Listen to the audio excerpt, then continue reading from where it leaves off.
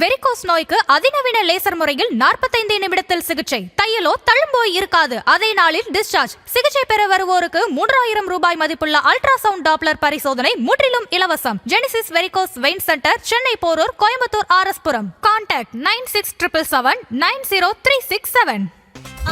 No compromise. உங்க சைடுலயும் எங்க சைடுலயும். It's a GT promise. GT Holidays, South India's #1 travel brand. திரு விஜய் அவர்களுடைய ஸ்பீச்ல இன்னைக்கு நீங்க எடுத்துக்கிட்டது என்ன, எப்படி பார்க்கறீங்க அந்த கூட்டத்தை? நீங்க எப்பவும் போல இதை நீங்க நான் கேட்குறேன், இந்த அரசியல் இப்போ பேசுன அரசியல் நீங்க பனையூர்லேருந்தே பேசியிருக்கலாம். இது அங்கே போய் சேலத்தில் போய் பேசக்கூடிய ஏதாவது இருந்தா சார் நீங்கள் சொல்லுங்க, நெஞ்சில் கை வச்சிங்க எல்லாம் இந்த வீடியோ பாருங்க. நீங்கள் பேசுனது அத்தனையுமே நீங்கள் வந்து ஒரு பனையூர்லேருந்தே இதை பேசலாம். சேலம் மாவட்டத்தில் போய் இதை பேசணும்னு அவசியமே கிடையாது. ஒருத்தர் சூரஜ் என்றோ செத்து போயிட்டான். அவன் எந்த இந்தியனாக இருக்கட்டும், நமக்கு அவன் ஒரு மனுஷன் செத்து போயிட்டான். வந்தது உனக்காக தான் வந்தான், உன்னை பார்க்க தான் வந்தான், சரிங்களா? இதுக்கு என்ன பொறுப்பு சொல்லுங்க? அவனை தூக்கி உள்ள வைக்கணும். நேரம் அந்த அந்த பார்ட்டி போனால் யாரும் சொன்னீங்கல்ல, அவன் சொன்னான் 3 மணி நேரம் மூத்திரம் போகக்கூடாது, 6 மணி நேரம் சோறு தின்னக்கூடாது. சொன்னது யாரு? அது அவங்களுடைய வாலண்டியர்ஸ். ஒரு சேர் போட கதி இல்லை உங்களுக்கு.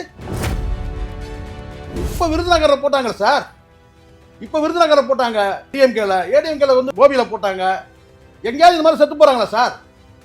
சொல்லுங்க. நான் சொன்னதால இதே இடத்துல தான் உட்காந்து பேசணும். ஏன்னா உங்களுடைய இன்ஸ்ட்ரக்ஷன் இருக்கு. யார் சார் இப்படி ஒரு இன்ஸ்ட்ரக்ஷன் கொடுப்பாங்க? தளபதிக்காக 3 மணி நேரம் மூத்திரம் போகாத இருப்பீங்களா? 6 மணி நேரம் சாப்பிடாம இருப்பீங்களா? கேட்டது யாரு? ஆனால் அந்த பார்ட்டி வந்து பிளாக் டிக்கெட் எடுத்து வந்தானே மாவட்ட செயலாளர். கரெக்டாக இருக்கிறேன், நான் பேசுகிறேன். மக்களுக்கான மீண்டும் சொல்கிறேன், அழிக்கப்பட வேண்டிய ஒழிக்கப்பட வேண்டிய கட்சி, அதாவது துரத்தி அடிக்கப்பட வேண்டிய விரட்டி அடிக்கப்பட வேண்டிய ஒரு தலைவர் யாருன்னா அது விஜய் தான். இவனுக்கு கிட்ட இருக்கிற கொள்ளை அடிச்சு வச்சிருக்கானுங்க. சினிமாலையும் லாட்ரிலையும் அதுலையும் இதுலையும் கல்வியிலையும் எல்லாம் கொள்ளை அடிச்சிருக்காங்க. 5000 பேருக்கும் வந்து பார்த்தீங்கன்னா ஒரு பந்தலை போட்டு வழிநடிக்க சாப்பாடை போட்டு நல்லா அனுப்பியிருக்கலாம் மக்கள். அவ்வளோ பணம் வச்சிருக்கிறாங்க, மக்கி போகிற அளவுக்கு பணத்தை வச்சிருக்கிறானுங்க. 5000 பேர் நல்லா தெரியும், டோக்கன்லாம் கொடுத்து வச்சுங்களேன். 5000 பேருக்கு சாப்பாடு போட முடியாதா? நான் கேட்குறேன், போட முடியாதா? சேர் போட முடியாதா? உங்களை சாப்பாடு விட்டுருங்க சார். நீங்கள் வட பாயசோட சாப்பாடு போட்டு அனுப்பியிருக்கலாம் சார். இங்கேருந்து ஏசி கார், அங்கேருந்து தனி ஃப்ளைட்டில் ஏசி, அங்கேருந்து சேலத்துலேருந்து பார்த்தீங்கன்னா கார் ஏசி, கேரவன்லேயும் ஏசி. அதுக்கப்புறம் மேலே வந்து நிற்கிற 20 நிமிஷம், நீ வந்து ஒரு 15 நிமிஷம்னு நினைக்கிறேன். அந்த 15 நிமிஷத்துக்கு வந்து பார்த்தீங்கன்னா நீ வந்து உன்னுடைய சொற்பொழிவுக்கு அந்த வெயில் நிற்க, அவ்வளோதானே. அதுக்கப்புறம் உடனே கேரவனில் ஏசி, அதுக்கப்புறம் சேலத்துக்கு கார் ஏசி. ஒரே ஒரு ஆம்பளை தமிழ்நாட்டில், ஒரே ஒரு ஆம்பளை தான் இந்த இலவச திட்டங்கள்லாம் நான் வந்து தரமாட்டோம் சொல்ல வந்து நேருக்கு நேர் சொல்லக்கூடியது கேட்டிங்கன்னா ஒரே ஒரு ஆம்பளை சீமான் மட்டும்தான். சீமானை தவிர வேற யாரும் சொல்றது கிடையாது. நீங்க ஏற்கனவே நீங்க ப்ரூவ் பண்ணிட்டீங்கன்னா நீங்க சொல்லலாம். பாருங்க, நீங்க எல்லாம் வந்து தனியாக நிக்கல, நான் பாருங்க புதுசா கட்சி தொடங்கி நான் தனியா நின்று நான் இத்தனை பர்சன்ட். நீங்க சவால் விடும்போது விஜயகாந்த் எப்படி மறப்பீங்க? மக்கள் நீதி மையத்தை எப்படி? இது எல்லாத்துக்கும் மேல சீமான் எப்படி விடுவீங்க நீங்க? உங்களுக்காக சினிமா அந்த கவர்ச்சி இருக்கு, சீமானுக்கு என்ன இருக்கு? அதன் தமிழர்களுக்கு வணக்கம். பல்வேறு துறைகளில் ஆக சிறந்த ஆளுமைகளை சந்தித்து நாம் நேர்காணல் எடுத்து வருகிறோம். அந்த வகையில் மீண்டும் நம்மோடு இணைந்திருக்கிறார் பத்திரிகையாளர் திரு சேகவரா அவர்கள். அவரிடம் கேட்பதற்கு நிறைய இருக்கின்ற வாரங்கள் அவருமே கேட்போம். வணக்கம் சேகவரா சார். வணக்கம் சார். வணக்கம். எப்படி இருக்கீங்க? நல்லா இருக்கு சார். விஜயனுடைய தமிழக வெற்றி கழகத்தின் தாவேகா நிர்வாகிகள் கூட்டம் இன்றைக்கு சேலத்தில் நடந்து முடிந்திருக்கிறது. வழக்கம் போல விஜய் பல பிரச்சனைகளை பேசுறாரு. அதே அவருடைய நெரேட்டிவ் திமுக வர்சஸ் தாவேகா அதே தான் பேசியிருக்காரு. களத்தில் வேற யாரும் இல்லை, நானும் திமுகவை மட்டும்தான் இருக்கோம், திமுக வர்சஸ் தாவேகான்னு சொல்லிட்டு போறாரு. திரு விஜய் அவர்களுடைய ஸ்பீச்ல இன்னைக்கு நீங்க எடுத்துக்கிட்டது என்ன, எப்படி பார்க்கறீங்க அந்த கூட்டத்தை? எதையுமே எடுக்கல. ஒரு 70% வந்து சந்திரமுகியா மாறினது நான் பார்த்தேன். ஒரு 70%. இன்னும் 100 போகணும் இல்லையா? இன்னும் தேர்தல் நேரம்லாம் இன்னும் இருக்கல, 2 மாசம். ஆவேசப்படுறாரு. அப்ப இல்லை, சந்திரமுகியா தான் நான் பைத்தியமாயிட்டு இருக்கிறாரு சொல்ல வரேன். நான் பைத்தியமாயிட்டு சொல்றேன், நீங்க வேற மாதிரி புரிஞ்சுக்கிங்க போடுறீங்க சார். நான் என்ன உங்களுக்கு சொல்கிறது சார்? முதல்ல நான் சொல்கிறேன், ஒரு மாவட்டத்தில் போய் நீங்கள் முதல்ல பேசுகிறீங்க. நான் முதல்ல ஃபண்டமெண்டல் சொல்கிறேன். அந்த மாவட்டத்தில் இருக்க பிரச்சனையை பேசணும் சார். நீங்கள் இல்லை அந்த மாவட்டத்தை முதல்ல வந்து அந்த மாவட்டத்தோட அந்த மக்களுடைய அந்த கலாச்சாரத்தை பேசணும், அந்த வரலாறு பேசணும், மாவட்டத்தோட வரலாறு. அதெல்லாம் வழக்கமாக பேசினாதான் கேண்டி கிண்டல் பண்ணுவீங்க. இருங்க சார், முதல்ல இருங்க சார். முதல்ல நீங்கள் முட்டு கொடுக்குறது முதல்ல நிறுத்துங்க. முதல்ல நான் சொல்லிடுறேன், ஒரு 2000 வருஷம் பாரம்பரியம் உள்ள ஒரு மாவட்டம். மாவட்டங்களை முதல் பிரிக்கும் போது பார்த்தீங்கன்னா முதன்மை மாவட்டம் இது. இதுக்கப்புறம் வந்து இந்த மாவட்டம் வந்து குட்டி போட்ட மாவட்டங்கள்லாம் நிறைய இருக்கு. ஆமாம், சரிங்களா? அப்போது அந்த மாவட்டத்தை பற்றி பேசணும். அந்த மாவட்டத்தோட மக்களுடைய கல்ச்சர் தான் பாருங்கள். தொழில் முழுக்க அங்கே வந்து பார்த்தீங்கன்னா மாம்பழம், மரவள்ளி கிழங்கு விவசாயம். மரவள்ளி கிழங்குல வந்து பார்த்தீங்கன்னா இந்த ஜவுளி சாலைகள் நிறைய இருக்குது. தோட்ட தொழிலாளர்கள் நிறைய பேர் இருக்கிறாங்க. அவங்களுடைய பிரச்சனை என்ன, வாழ்வாதாரம் என்ன, அதை பற்றி பேசணும். அதுக்கு அடுத்த கட்டம் நீங்கள் வாங்க. அதுக்கப்புறம் வந்து நீங்கள் மற்ற தொழில்கள் வந்தீங்கன்னா கூட அங்கே வெள்ளி தான் வந்து முதல்ல இந்த வெள்ளி பெண்கள் அணியக்கூடிய இந்த வெள்ளி அணிகள் இருக்கு இல்லையா, கொலுசு, இந்த மெட்டி, லொட்டி இதெல்லாம் இருக்குதுல்ல, இதெல்லாம் வந்து பார்த்தீங்கன்னா முதல்ல அங்கே தான் வந்து சேலத்தில் தான் உருவானது. அந்த கல்ச்சர், இந்த கொலுசு போடுற கல்ச்சர்லாம் வந்து அங்கேருந்து உருவானது, செவ்வாப்பேட்டை பகுதிகளில். இது இவ்வளோ இருக்குது சார். இதை தாண்டி அரசியல் வந்துருங்க. கடந்த கால அரசியல் பேசுங்க. கடந்த காலம் வந்து அங்கே வந்து பெரிய லெஜெண்டாக இருந்தது உங்களுக்கு தெரியும், வந்து வீரபாண்டி ஆறுமுகம். திமுக அரசியல் பேசுனா கூட நீங்கள் வீரபாண்டி ஆறுமுகத்தை கடந்து நீங்கள் வந்து பேசவே முடியாது. அதை பேசுங்க. மாவட்ட அரசியல் பேசுங்க. நீங்கள் எப்பவும் போல இதை நான் கேட்குறேன், இந்த அரசியல் இப்போ பேசின அரசியல் நீங்கள் பனையூர்லேருந்தே பேசியிருக்கலாம். இது அங்கே போய் சேலத்தில் போய் பேசக்கூடிய ஏதாவது இருந்தால் சார் நீங்கள் சொல்லுங்கள், நெஞ்சில் கை வச்சுங்க. எல்லாரும் இந்த வீடியோ பாருங்க. நீங்கள் பேசுனது அத்தனையுமே நீங்கள் வந்து ஒரு பனையூர்லேருந்தே இதை பேசலாம். சேலம் மாவட்டத்தில் போய் இதை பேசணும்னு அவசியமே கிடையாது. இல்ல நீங்க அவர் எது பேசினாலும் எது பேசலாம் கிடையாது. நானு சார் இது வரைக்கும் அவரு அந்த பகுதியோட கலாச்சாரம் பேசினா மாதேஷ் கிட்ட பேசுறது நான் சொல்றேன் பாருங்க. மாதேஷ் கிட்ட பேசுறது வந்து ஒரு அறிவார்ந்த பேச்சா இருக்கணும்னு நான் விரும்புறேன். நான் முதல்ல நான் சொல்றேன், ஒண்ணு ஒண்ணா போவோம். நான் கேட்கறது கேட்டா, இந்த பேச்சு இப்ப பேசுறது இருக்கு இல்லையா, இந்த அரசியல் பேச்சு, இது எல்லாமே வந்து பாத்தீங்கன்னா நீங்க பனையூர்ல இருந்து பேசலாம், இல்ல மாம்பழத்துல இருந்து பேசலாம், மயிலாப்பூர்ல இருந்து பேசலாம். இல்ல நீங்க அவர் எதையாவது அந்த ஊர் வரலாறு பேசினா உடனே கேலி கிண்டல் பண்ற ஆள் நீங்க. அப்படி கிடையாது. உங்களுக்கு பேச தெரியாம பேசினா கேலி கிண்டல். அதே போல இதையா சொல்லன்ற ஆளு அப்படி இல்ல. நீங்க கேலி கிண்டல் நான் சொல்றேன் பாருங்க. உங்களுக்கு நீங்க சரியா பேசுனீங்கன்னா நாங்க சரியா வந்து நாங்க அதை அனுபவம். நீங்க கிண்டலா பேசினா கிண்டலா தான் சார். அவர் எது பேசினாலும் குறை கண்டுபிடிச்சா இல்ல சார். உங்களுக்கு அந்த மாதிரி ஒரு நோய் போல சார். அப்படி கிடையாது. எடுத்துங்க. நிஜமாதான் விஜய் எதிர்க்கும் நோயா அப்படி கூட எடுத்துங்க. அதை பத்தி எனக்கு கவலையே கிடையாது. நீங்க அப்படி கூட எடுத்துங்க. நீங்க யார் நோயாலும் தெரியும், என்ன நோய் வேணாலும் இருக்கலாம் தெரியுமா. அவங்களுக்கு நீங்க அப்ரோச் பண்ணலாம். ஒரு நோய் என்ன நெருங்க முடியாது. யார் சொல்லுங்க? மனநோய். அதுதான் நான் சொல்றேன், சந்திரமுகின்னு சொன்னேன். மனநோயாளி மாதிரி பேசிட்டு வர நீங்க அங்க போயிட்டு, நாங்களாம் என்ன நோய் வேணாலும் இருந்துக்கிட்டோம். மனநோயாளி மாதிரி பேசுறீங்க. நீங்க அந்த மனநோயாளிக்கு நீங்க ஒரு சப்போர்ட் பண்ணீங்கன்னா அப்ப நீங்க உங்களே நான் ஏதாவது சொல்ற மாதிரி ஆயிடுது. எனக்கு கஷ்டமா இருக்கும். மாதேஷ் சொன்னா நீங்களே சொல்லுங்க. தற்கூரிகளின் தலைவன் ஜோம்பிஸ் கேட்டா நீங்க அங்க போய் பேசும்போது முதல்ல நீங்க என்ன பேசணும் சார், அந்த மக்களுடைய பிரச்சனை நீங்க நான் கேட்கறேன். நான் சொல்லுங்க, இப்போ நீங்க பேசின பேச்சு எல்லாமே வந்து பொதுவான அரசியல் பேசுறீங்க. சரி, இதை தாண்டி விட்டுருங்க சார். நீங்க இதெல்லாம் விட்டுருங்க, கஷ்டமா இருக்கும். இப்போ எடப்பாடி தொகுதி 11 தொகுதி இருக்கு மொத்தம் சேலத்துல. அதாவது தெரியுமான்னு தெரியல. 11 தொகுதி தெரியும், உங்களுக்கு தெரியும், அவருக்கும் தெரியும். உங்க மாவட்டம் அங்க இருந்து தான் பிரிஞ்சிருக்கு, அதனால உங்களுக்கு தெரியும். 11 தொகுதி. 11 தொகுதியில ஒரு தொகுதி எடப்பாடி தொகுதி. எடப்பாடி யாருடைய தொகுதி? எடப்பாடி பழனிசாமின்றது நல்லா முன்னாள் முதலமைச்சர். இன்னைக்கு வந்து பார்த்தீங்கன்னா நாளைக்கு நான் தான் ஆட்சி அமைக்க போறேன் சொல்லக்கூடியவர். பேசணுமா இல்லையா அவரை பத்தி? அவர் தான் போட்டிக்கே, வேற யாரும் இல்லை. அப்படி கிடையாது. நீங்க ஏற்கனவே ஒரு டிக்ளேர் பண்ணிருக்கீங்க ஊழல் சக்தின்னு. சொல்லாம இருந்தீங்கன்னா பரவாயில்ல.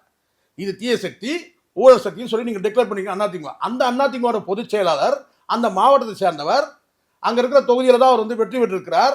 அவரை பத்தி நீங்க பேசணுமா இல்லையா? நீங்க ஏன் கடந்து போறீங்க?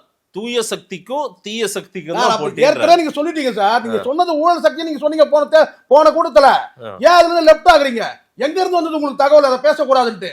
எடப்பாடி பழனிசாமியோ அல்லது வந்து பாத்தீங்கன்னா அதிமுகவையோ அந்த கூட்டணியோ பத்தி பேசக்கூடாதுன்னு சொல்லிட்டு எங்க இருந்து அசைன்மெண்ட் வந்ததா? நான் கேட்கிறேன். யாரு அது? நான் சொல்றேன். ஆமா, இந்த தாவேகா என்ற கட்சியை ஈண்டெடுத்த ஒரு தாடியும் ஒரு மோடியும் சேர்ந்து நீங்க வந்து எடப்பாடியை பத்தி பேசாதீங்க. ஒருவேளை அப்படி சொன்னாங்களான்னு நான் கேட்கிறேன். இது என்ன புது கதை சார்? உங்களுக்கு ஏதாவது இன்ஸ்ட்ரக்ஷன் வந்திருக்கு சார்? நீங்க ஏன் சார் பேச? தாடியும் மோடியும், தாடியும் ஒரு மோடியும். ஓ, பிஜேபி பெற்ற குழந்தையா இது? பெற்ற குழந்தை. உங்களுக்கு எதனால நீங்க பேசல? யார்? ஜான் ஆரோக்கியசாமிக்கு நீங்க ஒரு வார்த்தை சொல்லல. ஜான் ஆரோக்கியசாமிக்கு இது தெரியுமா சார்? ஜான் ஆரோக்கியசாமிக்கு தெரியுது தெரியலன்றது வேற விஷயம் சார். விஜயே ஜோசப் விஜய்னு இந்த நாட்டுக்கு பிரகடனப்படுத்தினவங்க பிஜேபி காரங்க இல்ல சார். நீங்க பாருங்க, இந்த வார்த்தை சொல்லாதவர்கள் மட்டுமே வச்சுக்கிட்டு நீங்க இது பண்ணாதீங்க. நாம வந்து பார்த்தா பேசப்பட்ட வார்த்தை பேசல, கொள்கை எதிரி, பேசாத வார்த்தைகளை பத்தி பேசிட்டு இருக்கோம். கொள்கை எதிரி, கொள்கை எதிரி சொன்னா மட்டும் போதாது. கொள்கை எதிரி தானே? கொள்கை எதிரி தானே? கட்சி எப்ப தொடங்கினார்? கட்சி தொடங்கி 2 வருஷம் ஆச்சு, 2-3 வருஷம். எத்தனை தேர்தல்? பாராளுமன்ற தேர்தல் வந்து கொள்கை எதிரி ஏன் எதிர்க்கல? அவர்தான் இந்த தேர்தல் யாருக்கான தேர்தல் அந்த கதை பேசியிருக்காரு சார். கட்சி தொடங்கிட்டீங்க சார், பாராளுமன்ற தேர்தல் வருது சார். நீங்க ஏன் சார் கொள்கை எதிரி எதிர்க்கல? நான் பிக்ஸ் பண்ணிட்டேன் என்ன ஃபிக்ஸ் பண்ணிட்டீங்க? யாரு கொள்கை எதிரி அரசியல் எதிரின்னு. ஆமா. அதே போல இப்ப எதுக்கான தேர்தல், சட்டமன்றத்துக்கான இப்ப தேர்தல் நான் சொல்றது அப்படின்றாரு. கடந்த பாராளுமன்ற தேர்தல் ஏன் லெஃப்ட் ஆகி போறீங்க? கடந்த பாராளுமன்ற தேர்தல் உங்க கட்சி இருந்தா அது அவருக்கான தேர்தல் இல்ல, அவருக்கான தேர்தல் என்ன கதையா இருக்கு? அப்ப அடுத்த பாராளுமன்ற தேர்தல் நீங்க போட்டிட மாட்டீங்க. போட்டிட்டுவாரு. அது எப்படி நீங்க ஸ்போர்ட்ஸ் பர்சன் மாதிரி பேசுறீங்க? 26ல இருந்து தான் சார் நான் கேட்கறது ரொம்ப தெளிவா கேட்குறேன். இந்த ஊழல் சக்தி அவர் தான் டிக்ளேர் பண்ணார் சார். எனக்கு தெரியாது சார், எனக்கு தெரியாது. இன்னைக்கு பல பிரச்சனை பேசியிருக்காரு, அதை பேசலாமா? அது கிடையாது. நான் பேசாத பத்தி பேசுறது அது ஒரு பேசி அது ஒரு அது விவாதிக்கிறேன். நீங்க என்ன பேச்சு இருக்கு சொல்லுங்க, ஒண்ணு சொல்லுங்க. நான் சொல்லிட்டு வரேன். நான் வந்து சேலம் கூட்டத்தை பற்றி டீகோட் பண்ணதா உங்களை கூப்பிட்டேன். டீகோட் பண்ணதான் அதை டீகோட் பண்ண. அவர் சேலம் மாவட்டத்தை பத்தி பேசல, சேலம் மாவட்ட மக்கள் பிரச்சனை பத்தி பேசலன்றத பத்தி நான் உங்கள்கிட்ட பேசிட்டு இருக்கிறேன். இப்போ நீங்க உங்களுக்காக நான் அவருன்னு ஒன்னா சொல்றேன். தம்பிங்க பல பேர் புலம்புறாங்க, எனக்கு இந்த பயம்லாம் கிடையாது. அவன்னு ஒரு செகண்ட்ல சொல்றேன். விஜய் படித்த ஸ்கூல்ல ஹெட் மாஸ்டர் இல்லை, பிரின்சிபல். யாரு? நான் தான் சார். எங்களுக்கு எல்லாம் தெரியும். நீ அவ்வளோ அறிவாளியா? நீ கடந்து போயிடுவா? நீ ஊழல் சக்தின்னு சொன்ன யாரை சொன்ன? அதிமுக சொன்ன. அதிமுக பொதுச்செயலாளர் யாரு? எடப்பாடி. எடப்பாடி பழனிசாமி தொகுதி எது? எடப்பாடி. ஏன் வந்து எடப்பாடி பற்றி பேசவே இல்லை? அப்போ இந்த பக்கம் மட்டும் தலை காஞ்சி போயிருக்கா? நம்ம பேசணும்ல சார். ஊழல் சக்தியாக பேசுங்க சார். இன்னைக்கு ஊழல் சக்தியாக இவர் ஆகிட்டார். எங்க டிஎம்கே ஆயிடுச்சு. திராவிட முன்னேற்ற கழகம் ஊழல் சக்தியான்னு சொன்னால் நான் அதை கடந்து போகவே மாட்டேன். ஏன்னா கடந்த வரலாறு இருக்கு, ஊழல் செய்ததா வரலாறு இருக்கு. அதில் இருக்கிற அமைச்சர்கள் தான் வழக்கை சந்திக்கிறாங்க, நீதிமன்ற தீர்ப்பு வந்து வாங்கியிருக்காங்க, எல்லாம் உண்டு. ஆனால் மு.க. ஸ்டாலின் மீது ஊழல் குற்றச்சாட்டு இது வரைக்கும் இல்லை. இது வரைக்கும் இல்லை. அப்படியே இந்த பக்கம் வாங்க. இந்த பக்கம் கொடநாடு வழக்கிலிருந்து இன்னும் அதை தாண்டி பல அமைச்சர்கள் மீது ஊழல் வழக்கு இருக்கு. அதுவும் எடப்பாடி மீது அந்த கொடநாடு வழக்குன்றது வந்து பார்த்தீங்கன்னா ஒரு பெரும் குற்றச்சாட்டு இருக்கு. நான் வந்து அதை தீர்ப்பு வசிக்கப்பட்டது, அவர் தண்டிக்கப்பட்டார் அதெல்லாம் சொல்லவே இல்லை. ஆனால் குற்றச்சாட்டு இருக்கு. ஆனால் எளிதாக கடந்து போறீங்க. எப்படி நீங்களே சொல்லுங்க. நியாயமா பேசணும்ல. மு.க. ஸ்டாலின் மீது கட்சி மீது இருக்காங்க, கட்சியில் இருக்க அமைச்சர்கள் மீது இருக்கலாம் சார். பொன்முடி மீது இருக்குது, செந்தில் பாலாஜி, இப்படி தொடர்ச்சியா நீங்க எல்லாம் வந்து குற்றச்சாட்டு இருக்கலாம். ஆனா மு.க. ஸ்டாலின் மீது குற்றச்சாட்டு கிடையாது. யார் இல்லைன்னா இந்நேரம் பிஜேபி விட்டுருக்காது. ஆனா இங்க வாங்க. அப்போ ஒரு பக்கம் நீங்க உங்க பார்ஷாலிட்டி உங்க பார்வை போகுது இல்ல, எல்லாத்துலயுமே அப்படி போனீங்கன்னா எப்படி சார்? அந்த இப்ப நீங்க சேலம் போகலன்னா இந்த கேள்வி கூட நான் கேட்க மாட்டேன், கொஞ்சம் தள்ளி வைப்பேன். ஏங்க முன்னாள் முதலமைச்சர் பத்தி பேசவே இல்லைன்னு. ஒரு முன்னாள் முதலமைச்சர், சேலம் மாவட்டத்தை சேர்ந்தவர், எடப்பாடி தொகுதியை வெற்றி பெற்றவர், சட்டமன்ற உறுப்பினர். ஆனா நீங்க வந்து கடந்து போயிடுறீங்க. ஏன்னா எனக்கு வந்து மீண்டும் பழைய பள்ளி எடுத்துக்கிட்டேன் சார். எதிரிய வலிமையான எதிரியோட மோதுறேன்றார். வலிமை என்ன நான் கேக்குறேன், நீங்க எப்படி டிக்ளேர் பண்ணீங்க? திமுக தான் ஆட்சியில இருக்கு, அவங்க பேசல. நான் டிக்ளேர் பண்ணல, விஜய் சொல்றாரு. நீ ஏன் அன்ப்ரூவ்டு, நீ ஏன் வலிமை இல்லன்னு நான் சொல்றேன். ஒரு 20 கிட்டத்தட்ட ஒரு 20 லட்சம் பேர் வசிக்கிற ஒரு மாவட்டத்துல சுமாரா தான் நான் சொல்றேன். அதுல ஒரு 4000 5000 பேரை வர வச்சுட்டு ஒரு கூட்டத்தை போட்டு நீ சீன் ஓடிட்டு இருக்கிற. நாங்க வந்து உங்களை மாதிரி ஆளுங்க நம்பி ஏமாறலாம். நான் ஏன் ஏமாறணும்? ஒரு கட்டுக்கோப்பா நடத்தி முடிச்சிருக்காங்கல்ல இந்த கூட்டத்தை. எது 3 மணி நேரம் மூத்திரம் போகக்கூடாது, 6 மணி நேரம் சோறு தின்னக்கூடாது, இதே இடத்துல உட்காந்து பேசணும். இந்த ஒருத்தன் போயிட்டானா ஒரு ஏழு புரிஞ்சிருச்சா? அதுதான் அது வந்து தற்செயலான ஒரு விபத்து சார். எங்க அவ்வளவு ஈஸியா சொல்லிட்டீங்களா சார்? இல்ல அது நான் வருத்தம் இல்ல. நம்ம குடும்பத்துல ஒரு வடமாநில உங்க குடும்பத்தை சொன்னா கஷ்டமா இருக்கும். நம்ம குடும்பத்துல ஒருத்தருக்கு முன்னாடி ஆனா சொல்லுவோம் சார். இல்ல தப்புதான் சார், அது தவறுதான். அதுக்கு விஜய் எப்படி பொறுப்பேற்க முடியும்? இது நடந்துருச்சு. யார் பொறுப்பேற்கலாம் சொல்லுங்க. யார் பொறுப்பு? இப்போ நான் சொல்றேன், உங்களை வந்து மேல பந்தல் போடக்கூடாது சொல்லி போலீஸ் சொன்னாங்களா சார்? சொல்லுங்க சார். பந்தல் போடக்கூடாது சொன்னாங்களா சார்? அது பெரிய பரப்பளவு சார். பெரிய பரப்பளவு சுத்தி மலை, அப்படியே கல்லுல இருந்து அப்படியே பாறையில இருந்து ரிஃப்ளெக்ட் ஆகும். அப்படியே வெயில் 1 மணி நேரம் போதும், 1 மணி நேரம் போதும், பாறையில இருக்கு அப்படியே ரிஃப்ளெக்ட் ஆகும். சொல்லுவீங்களா நீங்க? இதுக்கு நாங்க இல்ல, சூரியன் தான் காரணம், டிஎம்கே தான் காரணம், திமுக சின்னம் தான் காரணம் சொல்லுவீங்களா நீங்க? அப்படிலாம் யாரும் சொல்லல. நீங்க சொல்லுவீங்க அது கூட. இப்போ இதுக்கு பொறுப்பேற்று சொல்லுங்க சார். ஒருத்தன் சூரஜ் என்றோ செத்து போயிட்டான். அவன் எந்த இந்தியனா இருக்கட்டும், நமக்கு அவன் ஒரு மனுஷன் செத்து போயிட்டான். வந்தது உனக்காக தான் வந்தான், உன்னை பார்க்க தான் வந்தான், சரிங்களா? செத்து, இதுக்கு என்ன பொறுப்பு சொல்லுங்க. அவனை தூக்கி உள்ள வைக்கணும் நேரம். அந்த அந்த பார்ட்டி பண்ணா யாரும் சொன்னீங்கல்ல, அவன் சொன்னான் 3 மணி நேரம் மூத்திரம் போகக்கூடாது, 6 மணி நேரம் சோறு தின்னக்கூடாது. சொன்னது யாரு? அது அவங்களுடைய வாலண்டியர்ஸ். ஒரு சேர் போட கதி இல்லை உங்களுக்கு, உடச்சு கூட போட்டோம். உங்களுக்கு தெரியுது சேர் போட்டா நாற்காலி போட்டா எப்படியும் தெரியல சார் 3 மணி நேரம். நீங்க 3 மணி நேரம் இந்த ஊடகம்லாம் சொல்லிடுது. நான் சொல்றேன் 5 மணி நேரம். காலையில் 8 மணிலேருந்து அங்கே நின்றுட்டு இருக்கிறான். நீ 12 மணிக்கு மேலே ஏற, அங்கே சேர் போட்டு உட்கார வைக்கணுமா இல்லையா? நான் கேட்குறேன், எத்தனை பெண்களுக்கு எந்த மாதிரி உபாதைகள் இருந்திருக்கும் நீங்க சொல்லுங்க. இல்ல அப்ப அதுக்கான மீண்டும் ஓரளவுக்கு அடிப்படை திருந்தல, விஜய் திருந்தல. நான் சொல்றேன், இதை விட இன்னும் ஏதோ ஒரு பெரிய பெனால்டி இருக்கு. நான் சொல்றேன் பாருங்க, இந்த கணக்கெல்லாம் பாவ கணக்கெல்லாம் எங்க போய் சேரும்? ஒரு குடும்பம் நடுவோடு வந்துருச்சு இல்ல, ஏழை விழுந்துருச்சு இல்ல, சொல்லுங்க. இதான சொல்றேன், விஜய் உங்க விஜய் வராண்டா உயிர் எடுத்துட்டல. நான் பேசுறது கரெக்டா பேசிட்டு இருக்கிறேன், பாரபட்சம்லாம் கிடையாதுங்க. நான் எந்த அரசியல் கட்சியை சார்ந்த அடிப்படை வசதிகள், மருத்துவ வசதிகள், அதே போல தண்ணீர் வசதிகள் எல்லாமே அங்க ஏற்பாடு செய்யறாங்க ஓரளவுக்கு. ஏன் சேர் நான் கேட்ட வசதி இல்லைல்ல, ஏன் சேர் போடல, என் மேல பந்தல் போடல சார்? எத்தனை அரசியல் கட்சிகள் இப்போ விருதுநகரில் போட்டாங்க சார், இப்போ விருதுநகரில் போட்டாங்க, எடப்பாடி டிஎம்கேல, ஏடிஎம்கேல வந்து கோபியில் போட்டாங்க. எங்கேயாவது இந்த மாதிரி செத்து போறாங்களா சார்? சொல்லுங்க. நான் சொன்னதால இதே இடத்துல தான் உட்காந்து பேசணும். ஏன்னா உங்களுடைய இன்ஸ்ட்ரக்ஷன் யார் சார் இப்படி ஒரு இன்ஸ்ட்ரக்ஷன் கொடுப்பாங்க? தளபதிக்காக 3 மணி நேரம் மூத்திரம் போகாத இருப்பீங்களா? 6 மணி நேரம் சாப்பிடாம இருப்பீங்களா? கேட்டது யாரு? ஆனால் அந்த பார்ட்டி வந்த பிளாக் டிக்கெட் எடுத்து வந்தானே மாவட்ட செயலாளர். ஒருமையில வேண்டாம், ஒருமையில அப்படிதான் பேசுவேன். என்ன எவனா தான் பெரிய கொம்பா? நான் ஏற்கனவே சொல்லிட்டேன், எல்லாத்துக்கும் துணிஞ்சு தான் பேச வந்திருப்பேன். அவன் பிராண்டை கிழிக்கிறது தான் முதல் வேலை, விஜயோட பிராண்டை கிழிக்கிறது தான் வேலை. அதோட வேற வேலையே கிடையாது. அசைன்மெண்டா பேச அசைன்மெண்ட்லாம் கிடையாது. நான் எந்த அசைன்மெண்ட் கிடையாது. ஆனால் சொல்ல போகலாம், 10 ரூபா காசு வாங்கிட்டு எந்த கட்சிக்காரன் சொல்ல பார்க்கலாம். திமுக, அண்ணா திமுக, வேற எந்த கட்சி சொல்ல பார்க்கலாம். நான் கரெக்டாக இருக்கிறேன், நான் அதெல்லாம் பேசுகிறேன். மக்களுக்கான, மீண்டும் சொல்கிறேன், அழிக்கப்பட வேண்டிய, ஒழிக்கப்பட வேண்டிய கட்சி. அதாவது துரத்தி அடிக்கப்பட வேண்டிய, விரட்டி அடிக்கப்பட வேண்டிய ஒரு தலைவர் யாருன்னா அது விஜய் தான். தலைவர்னு சொல்றது கட்சியோட தலைவர் சொல்றேன். எந்த எல்லைக்கும் சென்று போராடுவேன். உங்களுக்கு ஒரு பிரச்சனைனா ஒரு பாதுகாவலனா நிப்பேன், ஒரு படைவீரனா நிப்பேன். நான் வந்து இப்போ ஒரு விஜய் செத்துட்டான், நீங்க தான் சொன்னீங்க. ஒரு விஜய் செத்துட்டான், நீங்க தானே சொன்னீங்க. வீட்டுக்கு 2 விஜய்னு. ஒரு விஜய் வந்தான், விஜய் செத்துட்டான். அடுத்தது இப்போதான் வந்து பார்த்தீங்கன்னா தேனியில் வந்து பார்த்தீங்கன்னா வந்து ஒரு விஜய் தலைமுறை ஆகிட்டான். தெரியும் நினைக்கிறேன் உங்களுக்கு, சரிங்களா? அவனா லெஃப்டோ ரைட்டோ வந்தான்ல, அவன் வந்து லெஃப்ட் பாண்டி, அவன் வந்து அவன் விஜய் லெஃப்ட் விஜய்னு ஒன்று வச்சுங்க. நான் உங்களுக்கு சந்தோஷமா இருக்கும், திருப்பி வருது வரணும் முகத்தில். சரி, அப்புறம் இந்த பக்கம் வாங்க, பூக்கடைக்கு வாங்க. பூக்கடையில் ராஜீவ்காந்தி ஹாஸ்பிட்டல் போயிட்டு ஒரு 4 விஜய் படுத்துட்டான். உங்கள் விஜய் எங்கே போனார் சொல்லுங்கள் சார்? உங்கள் விஜய் போய் பார்த்தாரா சார்?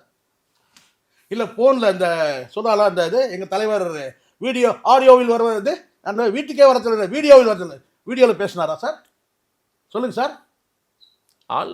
நிர்வாகிகள் அங்கே போயிருந்தாங்க. மாதேஷ் நல்லா புரிஞ்சுங்க, இது ஒரு அரசியல் கட்சி இல்லை மாதேஷ், அரசியல் கட்சியில் இந்த பாருங்க ஒன்றுமே இல்லை. இப்போ நாம் தமிழருக்கு வந்து ஏற்பாடு பண்ணுறாங்க, உங்களுக்கு ஏதாவது தகவல் வந்துச்சா? போய் பாருங்க, எவ்வளோ டிசிப்ளினாக என்னென்ன வேலை நடந்துக்குன்னு பாருங்க. ஒரு மாநாடுனா எவ்வளோ சொல்லுவாங்க, இந்த திருச்சியில் போட்டால் திருப்பு முனை மாநாடுவாங்க, தமிழ்நாடு அரசியல் திருப்பி போடக்கூடிய மாநாடாக இருக்கும். எவ்வளோ தகவல் வருது பாருங்க, போய் பாருங்க. எல்லா ஏற்பாடும் பண்ணிட்டு ஒரு ஆக்சிடென்ட் நீங்க சொன்னீங்கன்னா அதை நம்பணும் மாதேஷ். இது வந்து ஆக்சிடென்ட்டா? எனக்கு தெரிஞ்சு பார்த்திபன் நேற்றுக்கு மாவட்ட செயலாளர் அவருடைய பேட்டி நான் பார்த்தேன். 2-3 விஷயங்கள் அவருடைய ஒர்க் உண்மையா எஃபர்ட்டான ரொம்ப சிம்பிளா நான் கேட்கறேன். நல்லாவே எஃபர்ட்டா போட்டாரு. ஆனா ஒரு விபத்து நடந்துச்சு. ரொம்ப எளிமையா கேட்கறேன் சார். இவனுக்கு கிட்ட இருக்கிற கொள்ள அடிச்சு வச்சிருக்கானுங்க, சினிமாலையும் லாட்டரியிலையும் அதுலயும் இதுலயும் கல்வியிலையும் எல்லாம் கொள்ள அடிச்சிருக்காங்க. 5000 பேருக்கும் வந்து பார்த்தீங்கன்னா ஒரு பந்தலை போட்டு வழிநடுக்க சாப்பாடை போட்டு நல்லா அனுப்பியிருக்கலாம் நம்ம மக்கள். அவ்வளோ பணம் வச்சிருக்கிறானுங்க, மக்கி போகிற அளவுக்கு பணத்தை வச்சிருக்கிறானுங்க. 5000 பேர் நல்லா தெரியும், டோக்கன்லாம் கொடுத்து வச்சுங்களேன். 5000 பேருக்கு சாப்பாடு போட முடியாதா? நான் கேட்குறேன், போட முடியாதா? சேர் போட முடியாதா? உங்களை சாப்பாடு விட்டுருங்க சார். நீங்கள் வடை பாயசோட சாப்பாடு போட்டு அனுப்பியிருக்கலாம் சார். ஒரு 1000 பேர் சிம்பிளாக ஒரு கல்யாணம் பண்ணுறோம், ஒரு 1000 பேருக்கு சாப்பாடு ரெடி பண்ணுற மாதிரி சில இடங்கள்ல நடக்குது. என்ன நடக்குது? ஏன் இதை பண்ணணும்னு கேட்குறேன் நான். உங்களுக்கு அவ்வளோ அலட்சியம். இது பொதுக்கூட்டம் மாதிரி, பொதுக்கூட்டம் கூட இருக்கட்டும் சார். உங்களுக்கு அனுமதி வழங்கப்பட்டிருக்கு, நாற்காலி போடக்கூடாதுன்னு வந்து அனுமதி மறுக்கப்பட்டிருக்கா? பந்தல் போடாதுன்னு அனுமதி மறுக்கப்பட்டிருக்கா? நீங்க 1 மணி நேரம் பண்ணுங்க, 2 மணி நேரம், வெயில் அடிக்குன்னு தெரியாதா உங்களுக்கு? சொல்லுங்க, இதெல்லாம் தப்பு மதேஷ். நீங்க உங்களுக்கு வந்து என்னன்னா, ஐயோ நாற்காலி போட்டா உடச்சிருவானுங்க. அங்க இருக்கிற அந்த நபர்கள், அப்படிப்பட்ட நபர்கள், அங்க இருக்கிற நபர்கள், அது யார் வேணா இருக்கட்டும், எல்லாமே வந்து பாத்தீங்கன்னா வந்து தற்கொலையோட வந்து பாத்தீங்கன்னா வந்து உற்சவர் ஆயிட்டாங்க. இல்ல மிதமிஞ்சிய பெண்கள் கூட்டமும் வராங்க சார், அந்த அளவுக்கு இருக்கு. பெண்கள் தான் சார் நீங்க இன்னும் உட்கார வைக்கணுமே. பெண்களுக்கான இயற்கை விவாதம் இருக்கா இல்லையா? மாதம் ஒரு முறை. இல்ல நாங்க எங்க அண்ணனை பார்க்க நாங்க எவ்வளவு நேரம் அண்ணனை பாக்குறீங்க, நொண்ணனை பாக்குறீங்க. அப்புறம் வந்து பாத்தீங்கன்னா அண்ணனை பாக்குறேன், நொண்ணனை பாக்குறேன். சேர் போட்டா உட்காரணுமா இல்லையா? சேர் போட்டு உட்கார வைக்கணும்ல பெண்களை. அண்ணனை பாக்குறேன், நொண்ணனை பாக்குறேன். ஏதாவது சொல்லிட போறோம் சார், அப்புறம் ஏதாவது பேசிட போறோம். தப்பு சார். பெண்கள் வந்து இருக்கிறாங்க, ஒரு 1000 பெண்கள் சொல்லுங்க, 2000 பெண்கள் இயற்கை விவாதம் இருக்காது. அவங்க கேட்பாங்களா? சொல்லுங்க. ஒரு சேரை போட்டு உட்கார வைக்கணும் தெரியுமா உங்களுக்கு? சொல்லுங்க பார்க்கலாம். இங்கேருந்து நல்லா புரிஞ்சுங்க. இங்கேருந்து இங்கேருந்து ஏசி கார், அங்கேருந்து தனி ஃப்ளைட்டில் ஏசி, அங்கேருந்து சேலத்துலேருந்து பார்த்தீங்கன்னா கார் ஏசி, கேரவன்லேயும் ஏசி, அதுக்கப்புறம் மேலே வந்து நிற்கிற 20 நிமிஷம் நீ வந்து ஒரு 15 நிமிஷம்னு நினைக்கிறேன். அந்த 15 நிமிஷத்துக்கு வந்து பார்த்தீங்கன்னா நீ வந்து உன்னுடைய சொற்பொழிவுக்கு அந்த வெயில் நிற்க, அவ்வளோதானே. அதுக்கப்புறம் உடனே கேரவனில் ஏசி, அதுக்கப்புறம் சேலத்துக்கு கார் ஏசி, அதுக்கப்புறம் ரிட்டர்ன் எல்லாம் ஏசி. அங்கே ஒரு 4 மணி நேரம் 5 மணி நேரம் வெயிலில் செத்து சொன்னவனா. இப்போ நீ என்ன சொல்ல போகிற? இதுக்கெல்லாம் நாங்கள் காரணம் கிடையாது. நீ ஏன் சொல்கிறல்ல எனக்கு இங்கே அனுமதி கொடுக்கல அங்கே அனுமதி கொடுக்கல, என்ன அறிவு கட்ட முன்னம் மாதிரி பேசக்கூடாது. பாண்டிச்சேரியில் எவ்வளோ பேருக்கு வந்து அனுமதி கொடுத்துருந்தாங்க? 2000 பேர். பாண்டிச்சேரியில் தமிழ்நாடு போலீஸாருக்கு அங்கேயும் கேட்கல. நீ அங்கேயும் கேட்கல, அங்கேயும் கேட்டுக்கணும்ல சார். பொறுப்பு இல்லாமல் வந்து பேசிட்டு என்னென்னமோ வந்து பார்த்தீங்கன்னா ஒரு இப்போ திருக்குறள் முடிச்சிட்டாரு, இப்போ எஸ்ஓபிக்கு வந்துட்டாரு. எல்லாம் எழுதி கொடுக்குற வசனங்கள் எல்லாமே சினிமா வசனமா. ஸ்டாலின் ஆபரேட்டிங் ப்ரொசீஜர், அதுதான் சொல்றேன், எல்லாமே வந்து வசனங்கள், எழுதி கொடுக்குற வசனங்கள். ஏங்க வந்து எடப்பாடி எடுத்துங்க, போட்டுங்க, எல்லாரும் 1000 2000 5000 எட்டு வந்து வண்டியில கொட்டுவாங்க, வாங்கிக்கோங்க, எல்லாம் விசில ஊதுங்க. எவ்வளோ வந்து எப்படிப்பட்ட ஒரு தற்குறியா இருந்தால் வசனம் பேசுவாங்க. நல்ல முதல்ல இந்த ஒரு விஷயம் புரிஞ்சுங்க. இந்த வசனங்கள்லாம் இவர் பேசுகிற இன்னைக்கு வசனங்கள் இருக்குல்ல, வசனங்கள் தான் நான் சொல்கிறேன், டயலாக். இது எல்லாமே ஏற்கனவே ஒரு தலைவர் பேசுனது.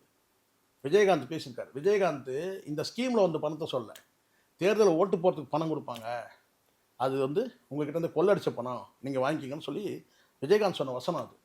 அந்த வசனத்தை கொண்டு வந்து இங்கே பேசல. இது ஸ்கீம் பணம், நீ சொன்னாலும் சொல்லனாலும் இது மக்கள் பணம். இது வந்து அவங்க வந்து இது எங்கள் வீட்டு பணம், ஸ்டாலின் வந்து எங்கள் வீட்டு பணம்லாம் சொல்ல. ஸ்டாலின் சொன்னாலும் சொல்லனாலும் இது ஸ்கீம், ஒரு அரசோட திட்டத்தோட பணம், நீ சொன்னாலும் சொல்ல வாங்கிப்பாங்க. இப்படி சொல்லி பாருங்க. கோடைக்கால நிவாரண தொகை உங்களுக்கு இந்த வருஷம் தான் கோடை காலம் வருதா, ஏன் இப்போ என்ன அப்படின்னு கேட்குறாரு. சார் நீங்க கொடுத்து சொல்றீங்கல்ல சார், இப்போ இதே கேள்வியை ரொம்ப சிம்பிள், அப்படி போய் அப்படி அந்த பக்கம் பீகாரில் போய் கேட்க சொல்லு, நிதிஷ்குமார்ட்ட போய் கேட்க சொல்லு, கேட்பீங்களா? கேட்க மாட்டீங்க. அவரு ஊர் இதுதானே சார், கேட்கறது கிடையாது சார். இங்கே சார் நல்லா புரியுங்க, இது நான் சொல்கிறேன் பாருங்க, இங்கே எங்கே பாரபட்சம் நான் பேசுகிறேன், இது ஒரு ஸ்ட்ராட்டஜி, இது ஒரு ஸ்ட்ராட்டஜி, அவ்வளோதான். இது நியாயமாக நேர்மையாக பேசுகிறேன். இது வந்து தேர்தலுக்கான ஒரு ஸ்டண்ட்டு ஸ்ட்ராட்டஜி. நானே சொல்கிறேன், நான் திமுக முட்டு கொடுக்க எனக்கு கட்டாயம் கிடையாது, எனக்கு அவசியமாக கிடையாது, நான் எந்த அசைன்மெண்ட்டும் கிடையாது. இது தேர்தலில் உத்தி. இது அங்கே இருக்கிற உனக்கு ஒருத்தர் இருக்கிறான்ல ஜான் ஆரோக்கியம்னு சொல்லிட்டு, அவங்களுக்கு ஒருத்தர் சுனில்னு ஒருத்தர் இருக்கிறான், அவன் போட்டு கொடுக்குற ஸ்ட்ராட்டஜி. கரெக்டாக இந்த டேட்டில் இந்த டைமில் நீங்கள் இதை அனௌன்ஸ் பண்ணுங்க. இப்போ பாதி புலம்பல் அப்படி தானே ஆயிடுச்சு, நீங்கள் உங்கள் மீடியாலாம் அப்படி தானே இருக்குது. இல்லைன்னா நீங்கள் என்ன செய்யுங்க, விஜய் வந்து காலை வச்சிட்டார், விஜய் வந்து காலை தூக்குனார், அப்புறம் கார் உள்ள ஏறிட்டார், டோரை தொந்தரா, இதை சொல்லுவீங்க. இப்போ கொஞ்சம் மீடியாக்கள் வந்து இப்படி வந்துருச்சு இல்லை, வீட்டுக்கு 5000 சர்ப்ரைஸ் கொடுத்தார் ஸ்டாலின், இது மகிழ்ச்சி வெள்ளத்தில் மக்கள் மகளிர், இப்படி வந்துச்சு இல்லை, எல்லாம் உங்கள் ஊடகங்களை திருப்பத்துக்கு தான், எல்லாம் ஸ்ட்ராட்டஜி, இதுவும் ஸ்ட்ராட்டஜி, அவ்வளோதான். ஆனால் இதை வந்து பீகார்லேயும் பண்ணியிருக்கு சார். இதை முதல்ல இந்த தமிழ்நாட்டை தான் நேரடியாக சொல்கிறேன், மக்களை வந்து கரப்ட் ஆக்கியாச்சு.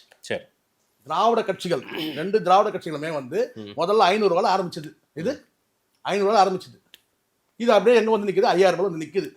இப்போ நீங்கள் சொல்லிடுங்க, நான் இதே விஜய் என்ன சொல்லிடுன்னா, நாங்கள் ஆட்சிக்கு வந்தோம்னா இந்த மாதிரியான இந்த 500 ரூபா கொடுக்குறது, 5000 ரூபாய் கொடுக்குறது, 2000 ரூபாய் கொடுக்குறது, மகளிருக்கான உதவித்தொகை, அந்த தொகை, அதெல்லாம் கொடுக்க மாட்டார், இதெல்லாம் கொடுக்க மாட்டார். நீங்க சொல்றீங்க, அவரும் அதான் அறிவிக்க சொல்லுங்க பாக்கலாம். இப்ப அறிவிக்க சொல்லுங்க சார், எதை அறிவிக்கணும்னு அவருடைய நிலைப்பாடு சார். இப்போ இல்ல சார், நீங்க தேர்தல் அறிக்கையில எந்த இலவச திட்டமோ, எந்த இலவச திட்டம் வரும்போது பேசுவோம், அதெல்லாம் கிடையாது, வரமில்ல. இப்போ நான் சொல்றேன், இப்போ நாளைக்கு அறிவிக்க சொல்லுங்களேன். இதெல்லாம் வந்து மக்களை ஏமாற்ற அவங்களும் ஒரு குழு, இலவச திட்டங்கள் எதையுமே நாங்க அறிவிக்க மாட்டோம்.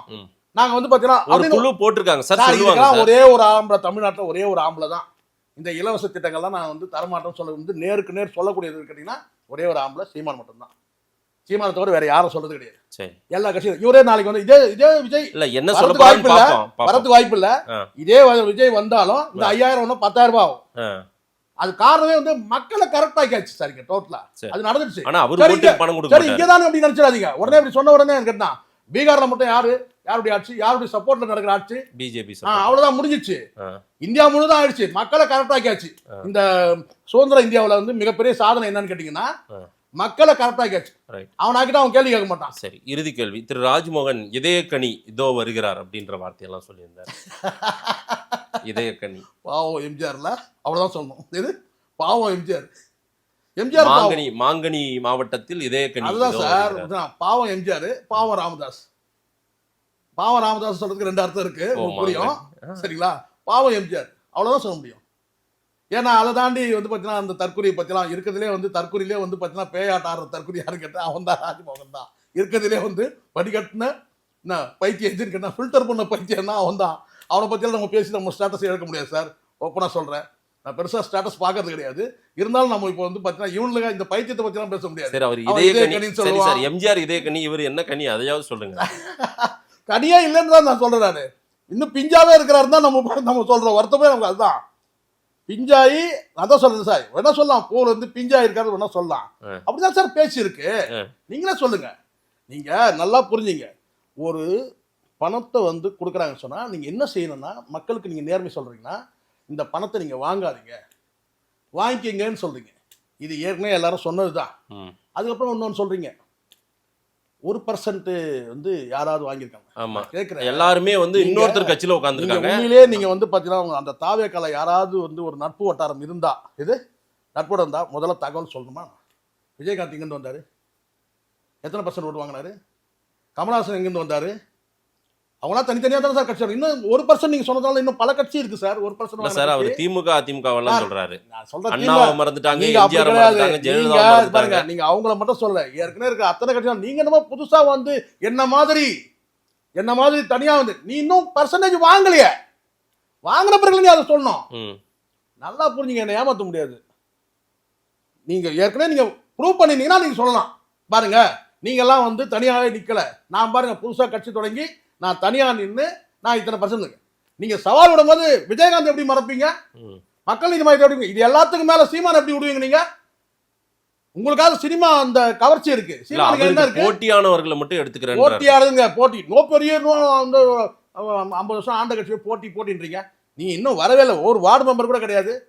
இனிமேல் தான் நீங்க ப்ரூவ் பண்ணணும். ப்ரூவ் பண்ண பிறகு பார்க்கலாம். அதை பார்க்கலாம். இந்த சும்மா இந்த கவர்ச்சி சினிமா கும்பலை காட்டிட்டு இங்க ஏமாத்த முடியாது. அத்தனை வார்த்தையும் நடிப்பு. அது வந்து சினிமா டயலாக். ஏதாவது அறிவுபூர்வமா இருக்கா? மக்கள் பிரச்சனை நீ எப்பதான் பேசுவ? நீ பேசுவார்ல அடுத்தடுத்து கிழிச்சாரு. நிறைய விஷயங்கள் சொல்லியிருக்கீங்க. மக்கள் என்ன சொல்றாங்க பார்க்கலாம். நேரம் கொடுத்து பேசியமைக்கு நன்றி. நன்றி சார்.